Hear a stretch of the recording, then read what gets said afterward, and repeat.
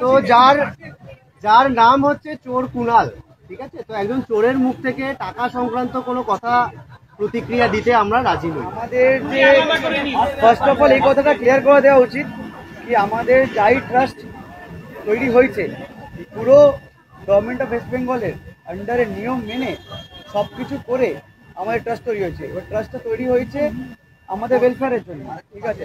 রইল মিস্টার কুনাল ঘোষের ব্যাপারে, ওনাকে আমি আগেও বলেছিলাম কি উনি যা বক্তব্য করেছেন, উনি শুধু এই আন্দোলনটা মেলাইন করার জন্য যা বক্তব্য রাখেন, সকালে উঠে উনি আর একটাই কাজ, আন্দোলনটা কী করে মেলাইন করা যাবে, এই কারণে উনি এই বক্তব্যগুলো রাখেন।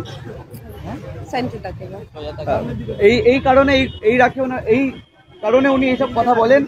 আর আমি এটা বলতে চাই আমাদের পুরো যেই কাজগুলোই হচ্ছে ট্রাস্টের কাজ সবই একদম ক্লিয়ার ট্রান্সপারেন্ট, এটা নিয়ে আমাদের কোনো দুমত নেই। আমাদের লয়ার, আমাদের অ্যাকাউন্টেন্ট সব একসাথেই কাজ করছেন, আমরা সব কিছু ক্লিয়ার রেখেছি, আমরা সব কিছু ক্লিয়ার রাখবো। আমরা এরকম কিছুই লোকানোর কিছু নেই। এই ট্রাস্টটা শুধু ওয়েলফেয়ারের জন্য কাজ করছে, এই ট্রাস্টটা আমাদের ডাক্তার সমাজের ওয়েলফেয়ারের জন্য কাজ করছে, প্লাস অনেকগুলো আমাদের কাজ আছে, সেই কাজগুলো ওনারা করবেন আমাদের। তারপরে একদম স্পষ্ট কথা যে আজকে যে কথাটা বললেন কুনাল ঘোষ কোনো একটা কথা বলেছেন তার প্রতিক্রিয়া। তো যার নাম হচ্ছে চোর কুনাল, ঠিক আছে? তো একজন চোরের মুখ থেকে টাকা সংক্রান্ত কোনো কথা প্রতিক্রিয়া দিতে আমরা রাজি নই, এক নম্বর কথা।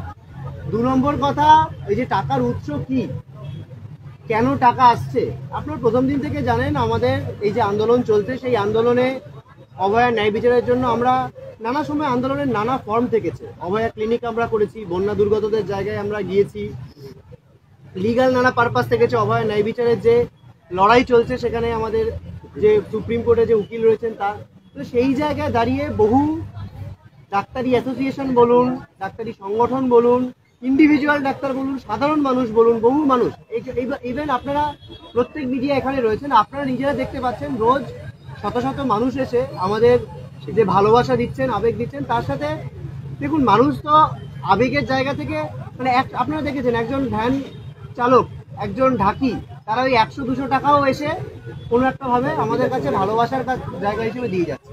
তো এই টাকার উৎস কি, এই প্রশ্নগুলো চোর কুনালের কাছ থেকে যে প্রশ্ন উঠছে তার কোনো উত্তর দেওয়ার জায়গা আমাদের নেই। আমরা প্রথম থেকেই জানি যে এখানে কত টাকা আছে, কি টাকা আছে, এটা যদি ওনার জানার খুব ইচ্ছে হয় উনি আরটিআই করতে পারেন, উনি উকিলের পদে, উনি কোথা থেকে এত কথা জানেন এটাই তো আমরা বুঝতে পারছি না।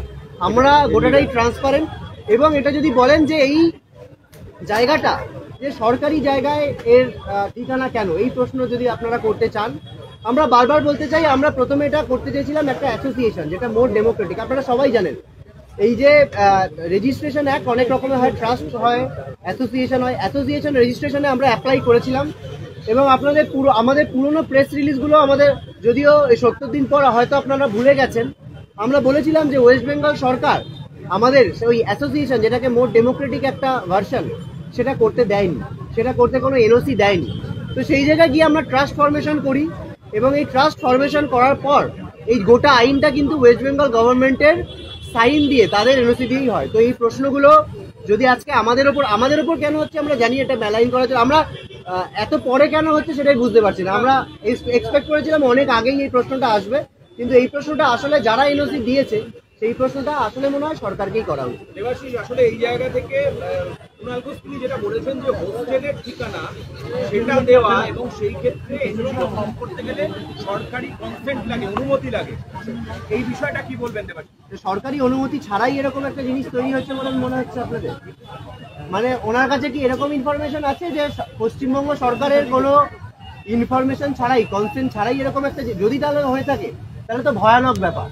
যদি উনি এটা বলে থাকেন যে পশ্চিমবঙ্গ সরকারের কোনো কনসেন্ট ছাড়া, আমাদের কাছে সব প্রমাণ রয়েছে, নথি রয়েছে যে এটা যে ট্রাস্ট ফরমেশন হয়েছে সেই ট্রাস্ট ফরমেশনে সরকারি সিলমোহর রয়েছে, সেই সরকারি সিলমোহর ছাড়াই যদি এত বড় ব্যাপার হয়ে থাকে, উনি যেটা আশঙ্কা করছেন, তাহলে তো আরো ভয়ানক ব্যাপার। একজন চোর যখন এটা বলছে তাহলে ওনারা নিশ্চয়ই এরকম আরো বড় বড় ঘটনা ঘটাচ্ছেন বলে আমাদের ক্ষেত্রে ধর্মঘটের মতো জনবিরোধী ভাবনা ভাববেন না। সংবিধান অনুযায়ী চিকিৎসা পাওয়া মানুষের মৌলিক অধিকার। এই সরকার জ্যোতি বসু সরকারের মতো ডাক্তারদের আন্দোলন পুলিশ দিয়ে পিটিয়ে তোলেনি, বরং মুখ্যমন্ত্রী আপনাদের মঞ্চে গিয়েছেন, বাড়িতে ডেকেছেন, বারবার বৈঠক হয়েছে, কাজ চলেছে, সিবিআই সুপ্রিম কোর্ট দেখছে, আপনারা সেফ কালচারের অংশ হয়ে উঠে বন্ধের হুমকি দিয়ে রাজনীতি করবেন না কুণাল ঘোষের পরবর্তীতে। আমি আর একবার বলছি যে প্রথম দিন থেকে আমরা একটা কথা বলছি যে এটাই হয়তো শেষবার বলা, যে যে ভদ্রলোকের কথা আপনারা বলছেন, আমরা বারবার চেয়েছি আজকে আমাদের যে আন্দোলন যে পর্যায়ে দাঁড়িয়ে রয়েছে সেই পর্যায়ে আমরা মনে করি যে একজনের প্রতিক্রিয়াই আমরা দিতে পারি, সেটা হচ্ছে আমাদের মাননীয় মুখ্যমন্ত্রী।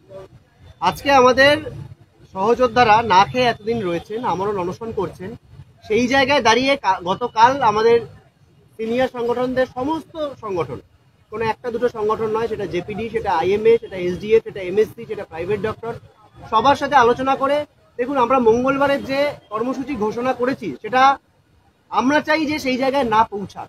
দাবি ত্যাগ। এই চ্যানেল কোনো প্রচার করে না হিংসাত্মক, ক্ষতিকারক বা অবৈধ কার্যকলাপ। এই চ্যানেল দ্বারা প্রদত্ত সমস্ত বিষয়বস্তু শুধুমাত্র একটি শিক্ষামূলক উদ্দেশ্যের জন্য। ধন্যবাদ। শুভেচ্ছা টিম আমার বাংলা নিউজ।